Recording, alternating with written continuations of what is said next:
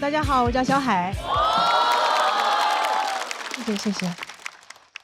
我们今天的主题是说出来又如何？其实很多事儿我说不出来，因为我是一个特别怂的人，生气了我也不敢说。之前老板要给我降薪，我鼓足勇气，我给老板发微信，我说为什么要给我降薪？老板说公司不挣钱。我说好的。波浪号。但其实我心里全是星号。老板还跟我说，你这个人最大的优点就是情绪稳定，但他不知道我最大的优点其实是骂人不出声。我经常想在心里跟别人说出那种特别刻薄的话。有一次我坐飞机啊，我特别想睡一会儿，但我周围所有的家长都在给孩子上课，我后边家长在教孩子学英语，左边在教飞机原理，前面在教古诗词。我说原来空课的意思是空中课堂。我都感觉我坐的不是航班，这就是个实验班。我坐第一排，给我发饭我都不敢吃，我怕他让我往后传。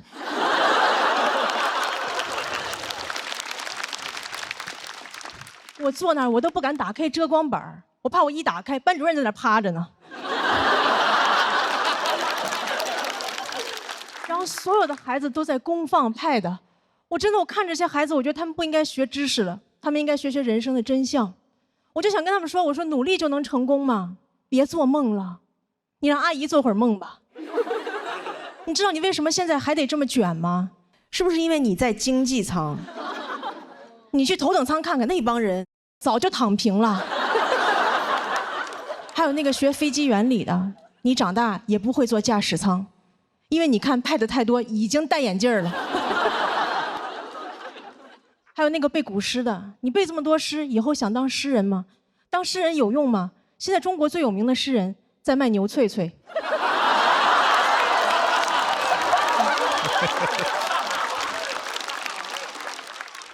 所以你们也看出来了，我情绪真的不是很稳定，我只是不想让别人看出来我疯了。但前2天老板看出来了，因为有一天上班我心情不好，没有化妆，老板跟我说，你上班怎么都不化妆呀？我说没钱怎么化妆？没玩过游戏吗？不充值哪来的好皮肤？然后老板跟我说，哎，咱们有事说事儿，你不要有情绪。然后转手给我发了2短视频，非暴力沟通和厉害的人早已经戒掉了情绪。我说情绪为啥要戒掉啊？怎么情绪有害健康吗？啊，我在这演着演着，突然有人上来扇我一巴掌，我面无表情。观众都问我说，你怎么不生气啊？我说戒了。我估计扇我的人都想说，戒不是有病吗？天津人还是？然后老板还跟我说，最近感觉你情绪不太稳定啊，我觉得你就是太敏感了。我觉得老板说你太敏感就是一种 PUA， 对吧？因为你都伤害我了，你还要怪我太脆弱。这就好比我走在路上，有人开车把我撞了，然后过来跟我说，哟，这么容易就受伤了，你也太敏感了吧？你看旁边那个人都被我撞飞了，但他一点事儿没有，因为他有超强钝感力。你看他飞出10米他都没事儿，因为他每天都在刻意练习。你花21天，你也会成为更好的自己。我说可是我真的疼啊，你感到疼是因为你在成长。我说可是我都快要死了，那些杀不死你的会让你更强大。我还看到网上有的老板说，他招人的第一标准就是情绪稳定。我说这标准你咋测试啊？啊，面试时候上来先给你个脑瓜崩，找工作直接跟老板谈。我就工作过的朋友都知道，员工能力越强，情绪就越不稳定，对吧？你如果招人第一标准是情绪稳定，你只能招来那种能力不强的员工，到时候老板就只能跟大家介绍，这是我们新来的会计，不识数但是特别识相。但我也不是啥人都招。前2天我刚裁了个程序员，他会挺多编程语言，但我让他加班，他就跟我用 C 语言。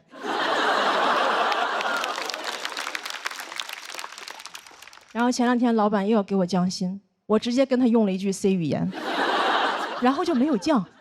我说我学了半天非暴力沟通，原来最有用的居然是暴力。就非暴力沟通几十万字，顶不上这一句，我这才是真正的一句顶10000句。谢谢大家，小海。哎，大家好，我是周奇墨。今天呢，再给大家开个场啊。我们这场呢叫金牌赛，就是之前有5位拿过金牌的演员，这一场同台 PK， 拿了金牌还要比啊！哎，你们看节目组还是人吗？啊，我们这个赛制比奥运会还残酷。关键人家奥运会的金牌是真的呀，我们这个金牌塑料的。这5个人每天就是揣个塑料小盘过来啊，还挺得意。后来呢，我们就送他们一个外号，叫“塑料五子”。当然这么讲不太好听啊，后来就改叫“聚乙烯五子”。这5个人呢，散是满天星啊，聚是聚乙烯啊。总感觉他们自己的幽默不可降解。前一阵儿看奥运会啊，也启发了我。我觉得我们这个行业也应该向人家学习。比如像我这种老选手啊，已经有点讲不动了，也应该有一个退役的渠道。干嘛呢？可以当教练，我可以带新人啊。等下一季再有比赛的时候，我在下面，然后我带着徒弟在台上讲，啊，讲炸了，我在下面 yes。然后讲着讲着冷了，我就赶紧叫个暂停，然后把他叫过来。你干嘛呢？啊，你现在情绪不够顶啊！平时白带你看那么多付航老师的视频了。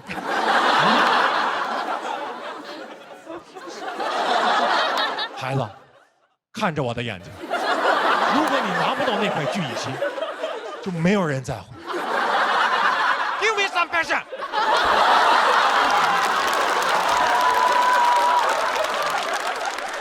看着我的眼睛，我徒弟说 Yes sir。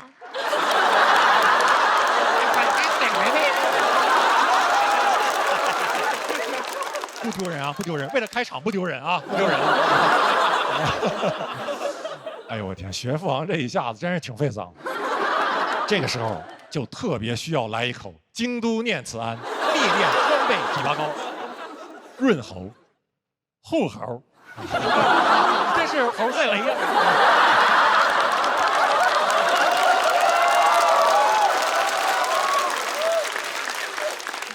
最近呢，我还总想到08年那个时候呀，我还在上大学。哎，我上大学的时候，其实就经常跟同学去 KTV 唱歌啊。那个时候我就观察到一个现象，就好像我们很多人在里面唱歌的时候，都不是按照自己的方式去唱那首歌的，都是在模仿原唱。啊，包括平翘舌呀、停顿啊、重音啊。你比如点一首周杰伦的《爱在西元前》，所有人都是这么唱的啊。我给你的爱写在西元前，什么都死不掉你的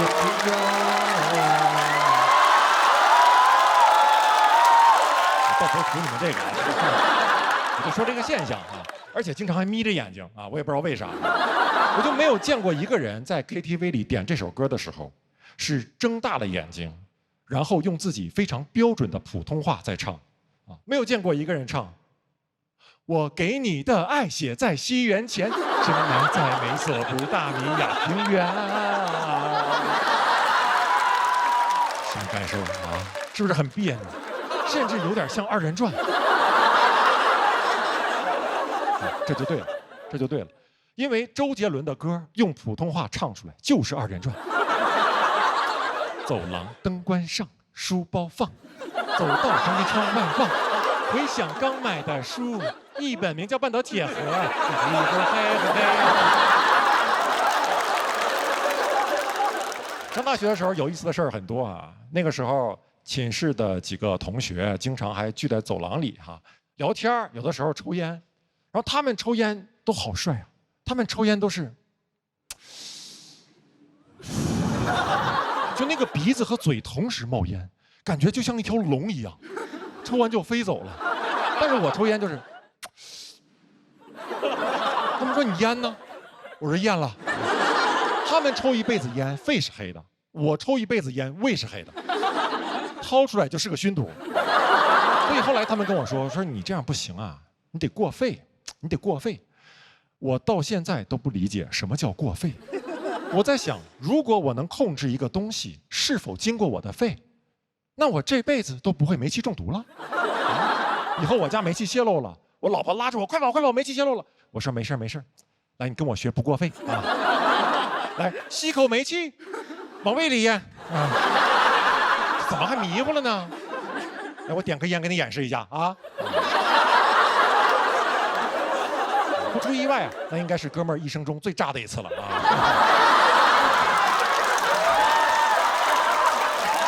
开玩笑，开玩笑。今天呢，我只是个开场，主角还是他们巨蜥无子。但今天啊，这个比赛金牌战只有我来开场，分量不够，还是得请一个真正拿过金牌的人过来给大家讲一讲。下面就让我们用最热烈的掌声欢迎曾经排名世界第一、拿过无数世界冠军、拿过奥运会金牌的乒乓球运动员许昕。Hello， 大家好，我叫刘洋哈，然后大家也知道我最近一直在录2个综艺，然后北京一个，上海一个，所以基本上就是来回飞。你知道飞多了之后，你会就是产生很多的见识，我长了很多的见识。比如说我第一次在飞机上遇到经济舱的金卡会员，各位有遇到过这种金卡会员吗？我第一次遇到的时候很惊讶，我说金卡，这得多尊贵啊！这不得一会儿空姐跑过来说李先生你好，你是我们尊贵的金卡会员，一会儿咱们还是老规矩，飞机起飞之后您来开，其他乘客把安全带系好，我们李先生喜欢转圈飞啊。想的是这种，你知道金卡会员享受什么特殊待遇吗？什么都没有。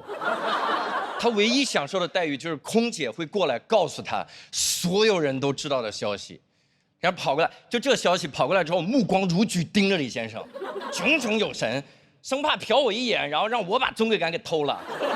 盯着李先生，李先生您好，你是我们航空公司尊贵的金卡会员，我们的飞机将会在19点降落在首都机场，地面温度23度，如果你没有别的问题，我就先走了。他就走了。我说这有啥尊贵的呀？李先生也很局促，我心这就是金卡吗？对吧？也不尊贵呀。我心想这得帮帮李先生啊！我就在那儿坐着坐着，突然说：“几点到啊？这不知道时间坐过了怎么办呀？地面温度多少度啊？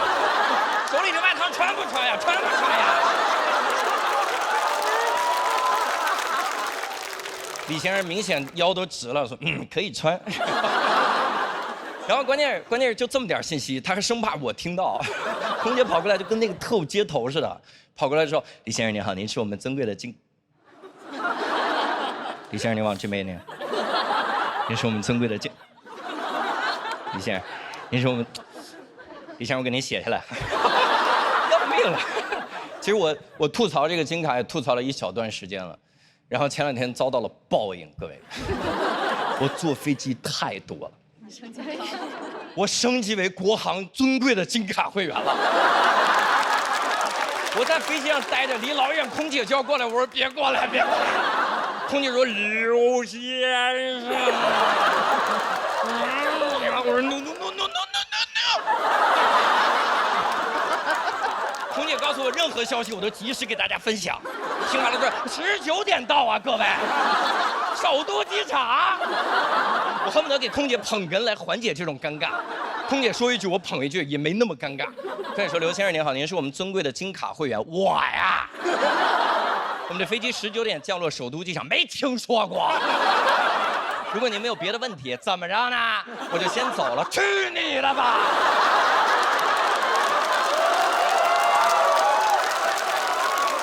这还是我办过的比较尊贵的卡了。我办过最不划算的一张卡，是我去一个景区，说是景区，实际上就是一座山；说是一座山，实际上就是一个小土坡。那山有多高？那山就300米高，各位，300米，你知道什么概念吗？300米，苏炳添登顶只需要27秒。就这么个小破山，然后收100多块钱，然后服务员问你要不要加80块钱升级为我们的畅玩 VIP 套餐体验卡。我说那我当然要畅玩卡。然后我就升级了，花了80块钱。你知道畅玩卡唯一能畅玩的，就是他们在山顶上有一个玻璃栈道。你见过玻璃栈道吧？2个小土坡之间弄一个玻璃板子，你走在上面说 pass 了 pass 了 pass 了 pass 了 pass 了，就那么个破玩意儿，你说玩不玩？当然玩，80块钱白花了，我就玩。但是问题是，各位，我有严重的恐高症，我站在上面一步都舍不得走。别人说这80块钱这么心疼吗？一步不迈。但是问题，我老婆了解我，她说你这样，你把眼镜摘了，你看不见不就不怕了吗？我就把眼镜摘了。各位，我还有严重的散光，我一摘眼镜，玻璃栈道变仨了，3倍恐惧。我实在没办法，我就把着那个杆，我真的眼睛都不敢睁，浑身颤抖，一点点往前蹭着走。旁边人都惊了，我说盲人也怕玻璃栈道吗？不合理啊！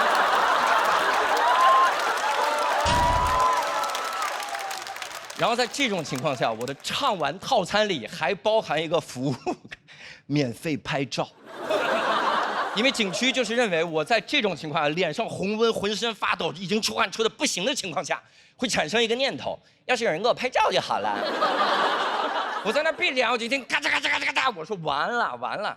我一下玻璃栈道有一个屋子，一抢我的照片，全是我驯服五官的全过程。我说这玩意儿太可怕，我就要走。走的时候，景区服务人员跟我说：“刘先生，这些精彩瞬间真说得出口啊！这些精彩瞬间，您只需要花25元就可以买回去。”我说：“你做梦！你给我25，我也不买。”他说：“不买就一直挂着。”我说：“买，大哥，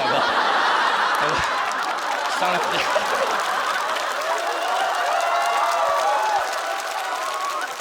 但是我也办过比较划算的卡。我办过最划算的一张卡，是我去一个主题乐园办了一张优速通，不打广告了，所以不告诉各位是哪个主题乐园。我去看米老鼠的时候，在里面，你知道优速通卡有一个好处，就是你不用排队。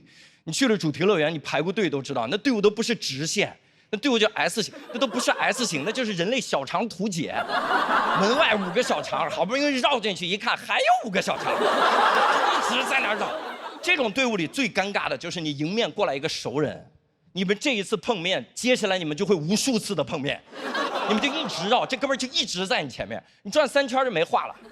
在那走着走，哎，老张，你也来这个主题乐园？我也来了，真巧，多少年没联系了，真是哎，常联系，回头见啊！一回头就见了。啊，老张，我坐飞机来的，是，飞机很累，吃饭啊，记得吃饭。然后一回头，咱们现在把饭吃了呢啊！我告诉各位一个方法，我自己研究出来的，在这种队伍里，如果你想要维护你们的友谊，你只需要还说一模一样的话，但你换个形式说就好了，保证你们的友谊长存。就是你用评书的方式说一模一样的话，友谊还在。你想想那感觉啊！一看到老张，哎，老张，你也来这主题乐园啊？我也是，哎。来的时候，那个飞机上啊，黑暗中忽然听得一阵脚步声，欲知来者何人，咱们下圈分解。一转过来是空姐，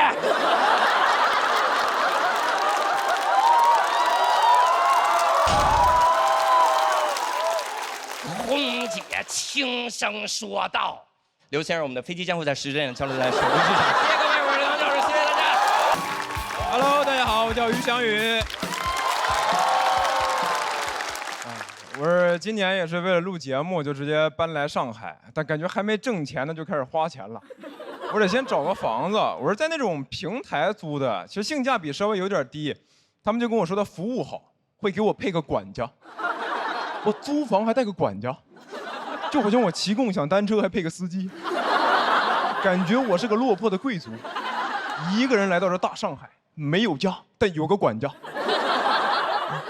老管家，帮我联系马总，把花呗套现，然后把房租交了。这套宅子我要定，少爷万万不可呀！这破房子他只是看着好，住着一点都不自如，不自如。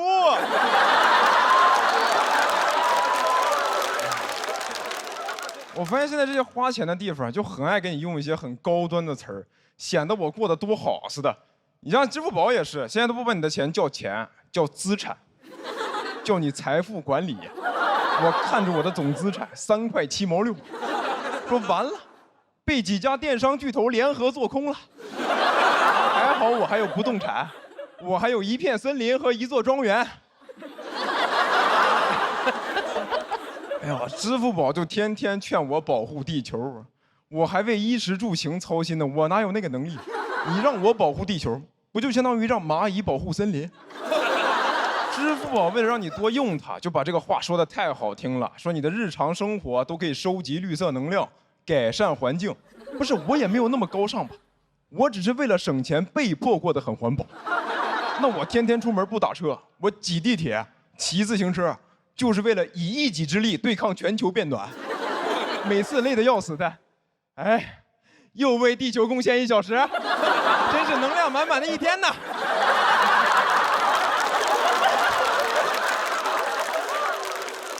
我觉得用这些高端词儿就是在说些漂亮话，想让你多花钱，搞得现在用词儿就越来越大，有些都不讲道理了。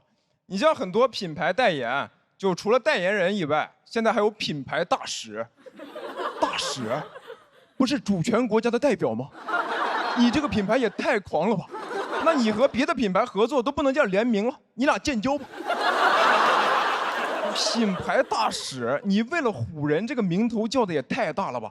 我上次听到这么取名的还是发型总监。很多奢侈品甚至有全球大使，你都能代表地球了。你是要跟外星人建交吗？你大使拿着你的衣服给三体人，三体人一看吊牌，这也太贵了，不要回答，不要回答，不要回答。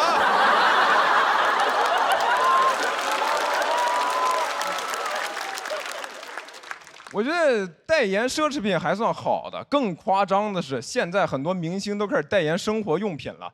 我那天买纸巾都有代言人说明星同款厕纸，我当时就不想买。我觉得你明星代言赚的钱肯定都是溢价到这个产品上，让普通消费者来承担。我觉得你代言奢侈品可以，我也买不起。你代言厕纸，我是真的会买厕纸。你动到我的蛋糕了，你别哪天出了事儿就拿我擦屁股的钱给自己擦屁股。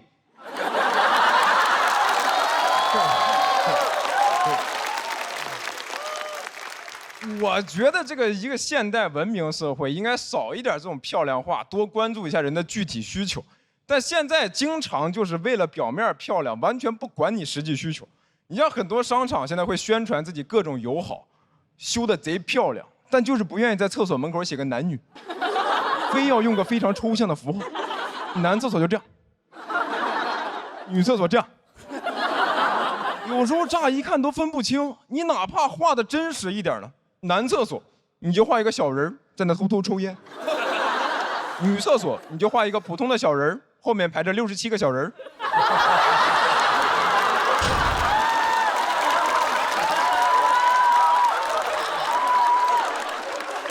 你商场为啥不能多修点女厕所？你这个现代文明社会能不能解决点实际需求？而且一部分人的需求被忽视，最终一定会影响到所有人。所以我说这个事儿也不是想显得我自己多高尚，只是它也会影响到我。那我跟女朋友一起出去逛街，如果她要排队等厕所，我就要在旁边等她。我有时候等没事儿干，我都想帮她排。我说你先去试衣服吧，我在这儿帮你排着。我愿意为了你做一个变态。我向前一小步，文明一大步。每次听到这些漂亮话，我就觉得你们有那个说话的功夫，不如多干点事儿。这个世界不需要语言来精装修，只需要少点宣传墙，多点卫生间。谢谢你们，我叫于翔宇。谢谢。大家好，我叫小海。谢谢。我是一个兼职脱口秀演员，我现在业余时间还有一份全职工作。我在我们公司是总监。对，在公司基本就属于中层。还有一个老板，一个下属，没有同事。就这老板还要天天开会跟我们讨论公司未来的发展战略。公司一共3个人，啥战略？一会儿排成人字，一会儿排成一字。我们公司真的特别小，有多小呢？我们租那个写字楼以前是个酒店，我们公司就是个标间儿。而且它该有的没有，不该有的却有很多。我们公司没有打印机，却有一个浴缸。浴缸里还堆了很多杂物，什么吃的喝的。有一天客户来了，老板当着他面跟我说：“你去浴缸里给客户拿点水。”前2天我下属还辞职了，我们公司连群都没有了。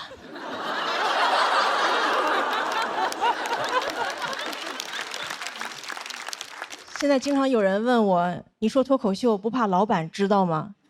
我不怕，因为你看我有2份工作，我们老板有4份，一个公司2个人6份工作，我们公司就业率300%。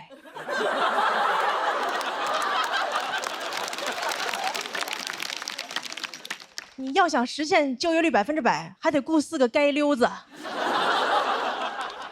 我们公司就我一个全职员工嘛，前2天老板又雇了个兼职，是兼职 CEO。听说过吗？兼职 CEO。你们哪个公司 CEO 年薪是日结的？平时我都不太敢给他打电话，因为害怕他还有什么别的兼职。我怕我打电话，我说老板有个文件需要您签字，老板说一会儿签，等我送完这单。不光公司奇葩，老板还经常跟我提很多奇葩的要求。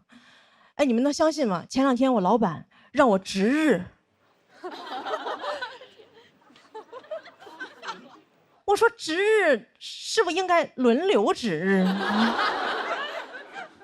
我没见过谁一个人值日，一个人那就不叫值日，一个人那就叫保洁。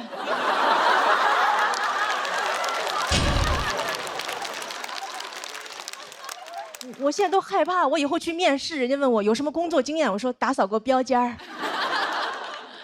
就经常跟我提很多奇葩的要求。前2天又跟我说，你以后每个月要读1本书。哎，你们发现没有？老板只有在这种没有用的事上跟你提的要求才特别清晰。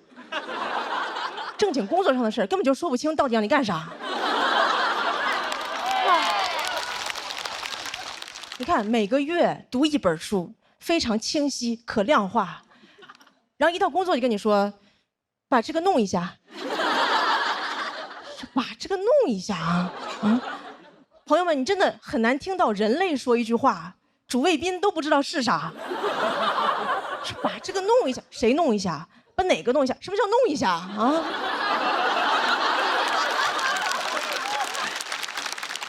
就这句话，老板可以让我干任何事儿。老板就算让我杀人都可以说把这个弄一下。然后前2天老板又要给我降薪，他居然跟我说你去起草一个自愿降薪协议。我说怎么你要给我降薪，协议还得我自己写啊？你要勒死我麻绳还得我自己编？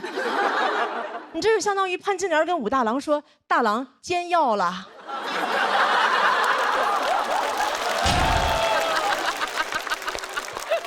而且什么叫自愿降薪啊？我可太愿意降薪了，我都是想找老板谈话。我说老板，我来公司这么久，也该给我降薪了吧？现在好几个猎头联系我，他们给的比你少多了。我可太愿意降薪了，我过生日许愿都是升职降薪。我看网上有人发帖又降薪了，我赶紧在下边接。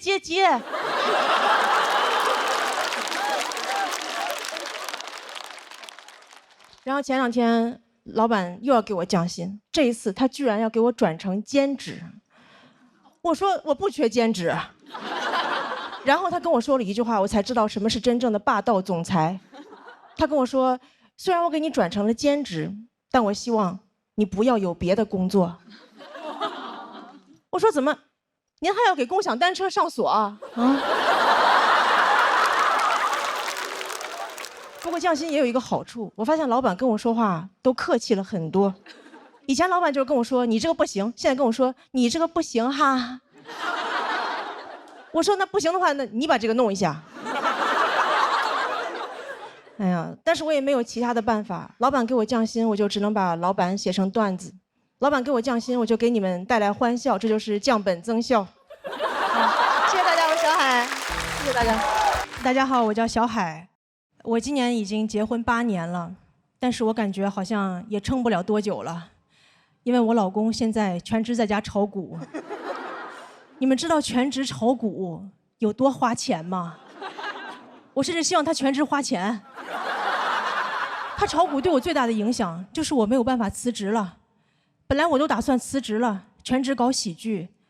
但你知道，一个家里不能一个人全职搞喜剧，一个人全职搞股票，两个人都在搞笑。我现在都不敢跟别人说我老公是干啥的，因为他们那个回答就好像我说的是我老公死了。你老公干啥的？全职炒股。你也不要太难过了，好好一个人可惜了，家里老人还不知道吧？所以现在别人在问我老公是干啥的，我就说他是3个上市公司的股东。不过他现在也没闲着，他现在开始搞一些副业，他现在开始写小说了，已经写了10万字，还成了签约作者。那天我看了一下，每天收入还挺高，每天能挣5毛6。朋友们，我老公还没我余额宝挣得多。日薪5毛6，月薪16块8，就他这个工资，都买不起爱奇艺的会员。以前他看不起我说脱口秀，现在是真看不起了。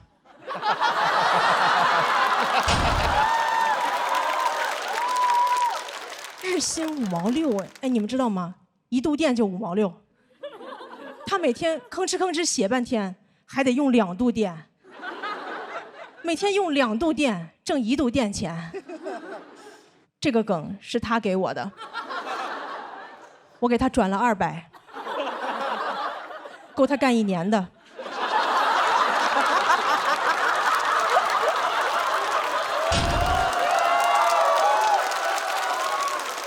他那个小说我看了，10万字，你就感觉字里行间流出大大的2个字：垃圾。但我还是跟他说写得好，因为我觉得作为妻子，我应该支持他创作，因为这个赔得少。不过我觉得他炒股也有一个好处，就是我感觉他好像越来越贤惠了。他赔的钱越多，他会做的家务就越多。现在每天给我做早餐，还目送我出门上班。我觉得好像男人拥有的财富越少，这个男人就越好。男子无才便是德嘛。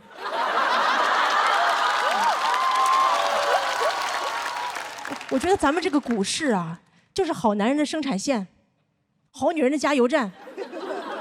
真的，姐妹们，以后你们找对象不用上什么约会软件，你就上同花顺。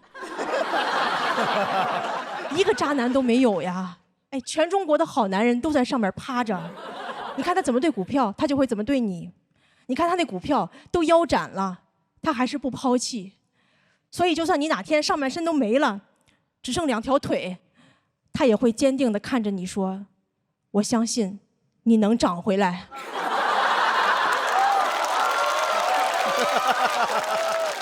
以上讲章，谢谢大家，我小海。大家好，我叫小海。我已经结婚8年了。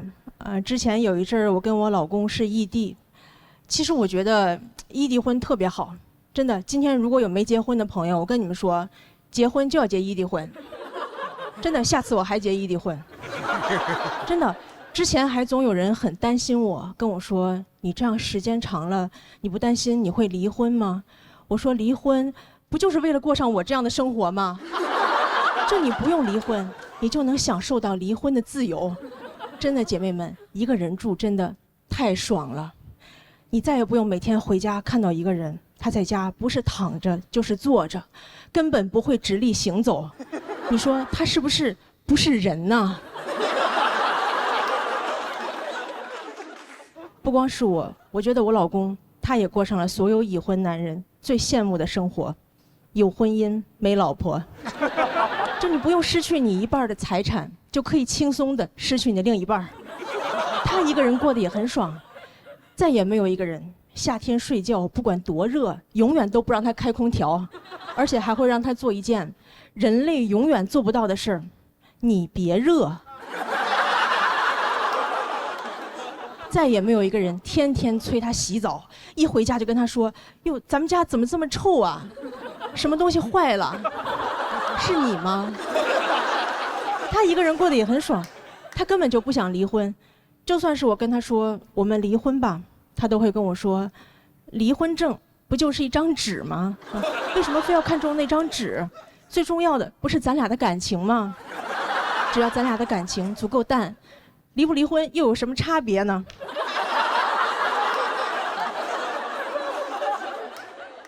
如果说这个婚姻是围城，对吧？外面人想进去，里面人想出来，我感觉我就是骑在墙上，就进可攻退可守，你知道吗？我有朋友跟我说他已经离婚了，已经出了围城了。我说你出去干嘛？你上来呀！所以我现在真的就不能理解为什么有人会说他们离婚的原因是聚少离多。我说这不就是我维持婚姻的秘诀吗？还有人问我说你这样时间长了，你不担心你老公会出轨吗？我说我不担心，因为他能给我足够的安全感。你们知道什么是安全感吗？我觉得安全感就是一个人，不管你有多长时间没见他，但你永远都不会忘了他有多丑。异地婚还有一个好处就是没人催你生孩子。之前我老公也总是催我生孩子，他跟我说你生个孩子吧，我真的很想当爸爸。我说我也想当爸爸。因为我觉得当妈妈比当爸爸难多了，当妈妈往往就意味着牺牲。你看，你要当一个好母亲，你要像那个孟母三迁、岳母刺字，你要成为烛光里的妈妈。但你要当一个好父亲，你只需要买几个橘子。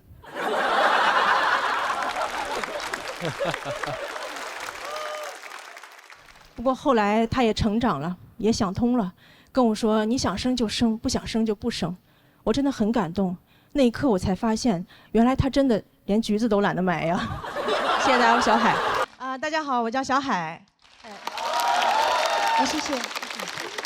最近节目组给我们准备衣服啊，我发现很多衣服我都不敢穿，比如说我就不敢穿短裙，因为我害怕别人说我腿粗。其实也没多粗，就是不细。我可以给你们看一下。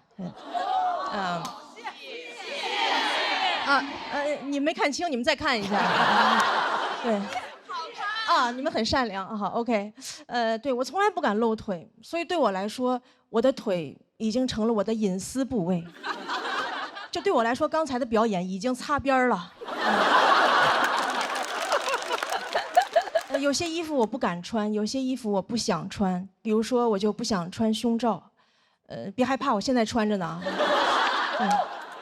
我不想穿是因为我前一阵体检得了乳腺结节，医生跟我说穿胸罩不利于血液循环，每天穿的时间最好不要超过8个小时。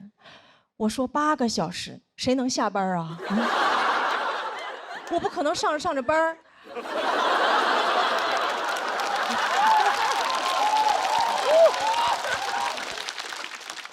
领导正跟我谈话呢。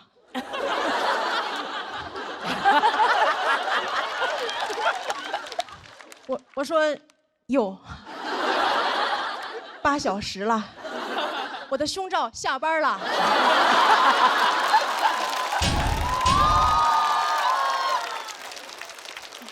解脱了。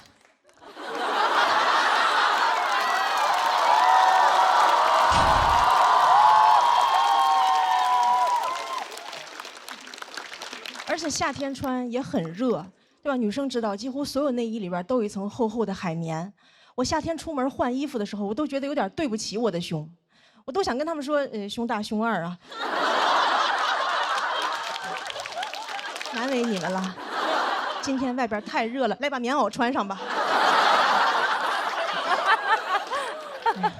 除了很热，也很麻烦，有时候晚上出去扔垃圾都得穿胸罩。有一次我觉得真的很麻烦，所以我就干脆戴了个口罩。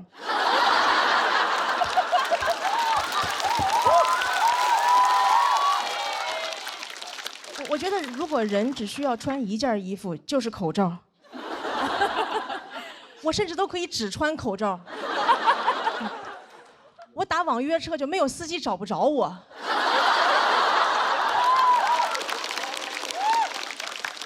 司司机说你穿的什么衣服呀 ？N95。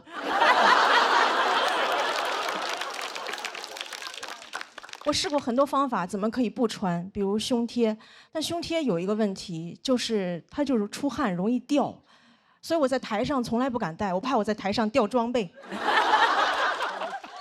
我还得赶紧跪在上面说这是我护膝。胸贴还有一个问题，就是有时候我会过敏，人多我又不好意思挠，我就只能捶胸脯。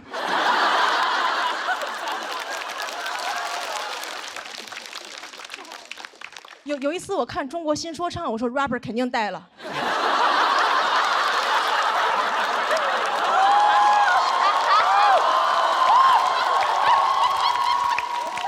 打招呼都是 Hey yo bra。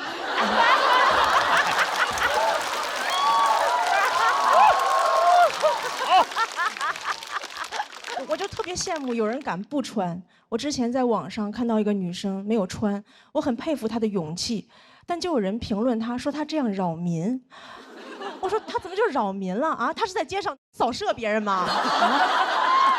如果你觉得他扰民的话，你可以报警，对吧？你说警察这里有人扰民，警察说有噪音吗？什么噪音？是我脑子里肮脏的想法。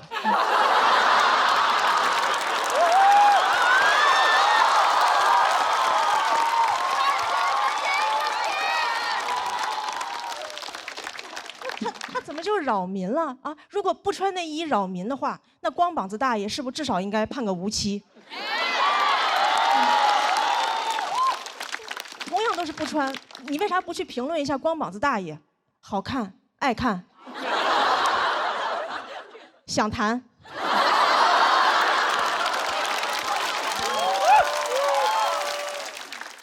就是不想穿内衣这个事情，除了网友不理解，很多父母也不理解。有一次我跟我妈说我不想穿，我妈说正经人哪有不穿的？我当时我都变成那英了，我说这简直就是危言耸听。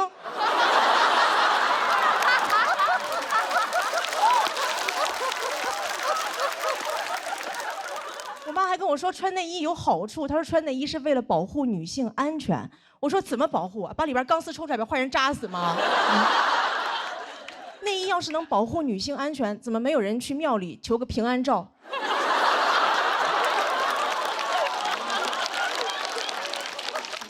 送给朋友说特意给你求了个祭照杯，保佑你逢凶化吉。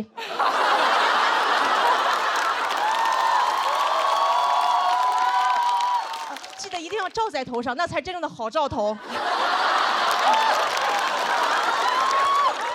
我第一次听说内衣能保护女性安全，怎么坏人最怕的是内衣吗？啊，两个流氓正要骚扰一个女生，女生挑起上肩带，流氓说快跑，有胸罩。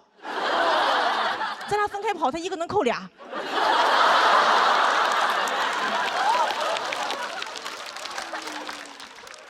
我妈还跟我说穿内衣有好处，可以防止下垂。她说你看内衣广告说了，我们这个可以防止下垂，能够对抗重力。我说对抗重力，这么厉害的科技咋不用来发射火箭？回头采访马斯克说您登陆火星的秘密是什么？维多利亚的秘密。